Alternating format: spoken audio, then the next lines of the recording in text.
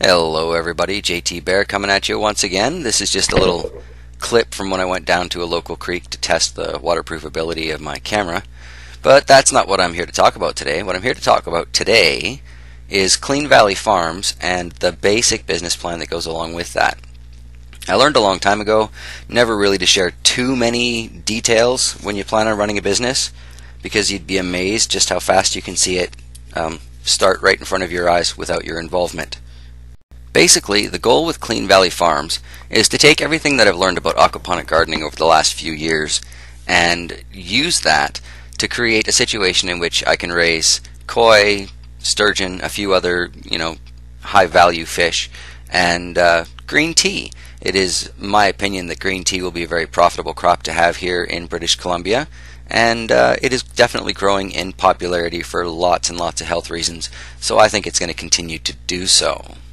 Since this is one of those truly traditionally betting the farm on it situations, I have a backup plan to go along with that, which would be the guest house, and on a couple of the properties that I've looked at would actually turn into guest houses.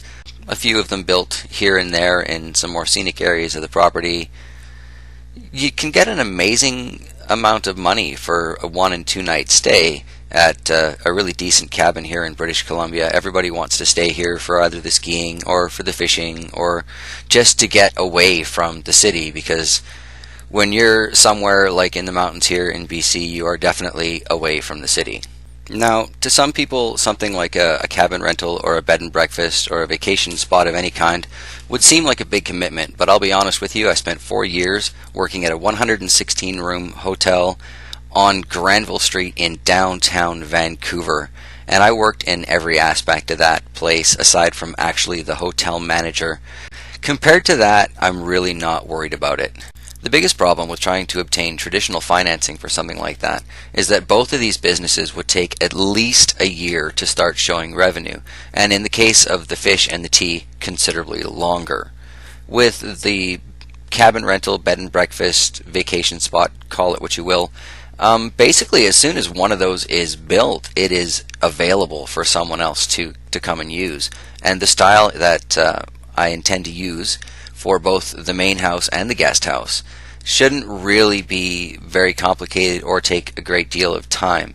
There are a lot of currently unemployed laborers in the lower British Columbia area, so there's definitely a labor pool available, and most of it is kind of being built on the self-sustaining, homesteading, the individual can do it type basis anyway. So I will be able to do a lot of it by myself or with very minimal help.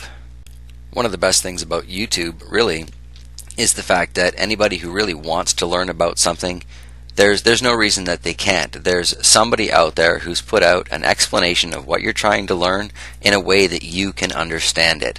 That's, a lot of people talk to me about, because I do, YouTube, that's kind of where my money comes from, and well, everybody's doing videos about gardening. I'm like, yeah, but for some reason I seem to explain it in a slightly different way, and people are reacting to it and they're responding to it.